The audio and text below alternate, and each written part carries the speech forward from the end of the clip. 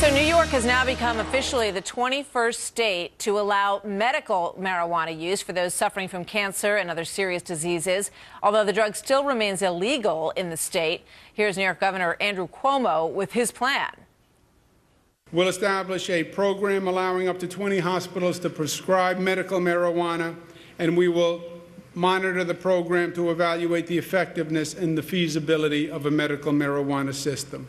So what are the larger implications of this across the nation? David Webb is the host of the David Webb Show on Sirius XM, Patriot, and a Fox News contributor. Richard Fowler is a radio talk show host. And welcome, gentlemen, to you both. Good to have you here. Thanks, Martha. You know, 21 states now, medical marijuana, but I think what's getting the most attention is whether or not that opens the door to the recreational use issue that we're seeing playing out in Colorado and Washington state.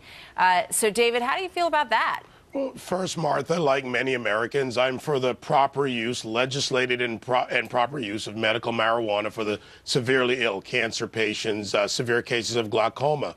I'm not for doing it by executive order because then it opens the door to not only other issues, but to enforcement issues, to preventative issues when it comes to preventing misuse. These programs have been badly administered in the past, and this is the problem we have with executive order. Rather than go with the Albany dysfunction where Democrats want to tax something and Republicans don't want to go ahead and discuss how to write proper legislation for the state, we now have a case that opens the door with a test case, which is no monitoring and no way of doing true enforcement.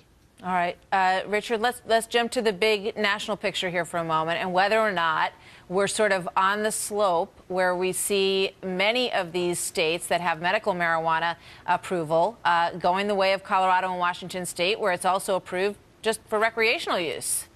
Well, I got to tell you, Martha, I don't have a libertarian bone in my body. This might be the only one that I do have. I think there should be less government when it comes to the use of marijuana. I think every state and every governor in the country is going to be watching what happens in Colorado and what happens in Washington state. How much money can the state actually generate? How much money can this bring in? How can it cut the state's deficit? How can it decrease the prison population? And that will be the determiner of what happens all across the country. But I think New York is taking a step in the right direction and saying, hey, listen, if you want to have a joint because you're feeling sick, you're allowed to do that. And I think it's a great thing.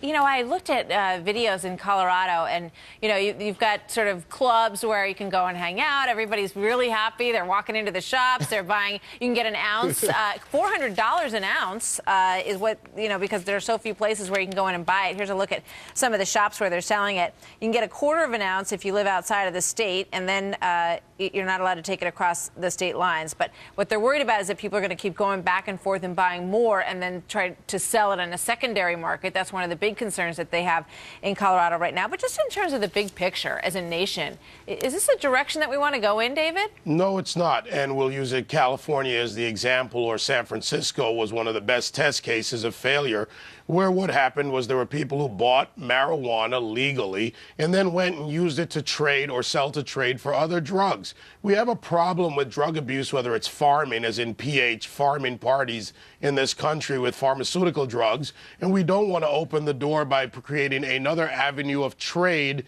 for other drugs that people want to use. It is a gateway drug for many. It may not be for all, and we cannot have a society that essentially has an intoxicant that is not moderated in some form. It's why it's illegal. You know, I mean, as a parent, I look at this and I say, you know, and obviously it's illegal still for kids under 21, but you have to think about what the message is here.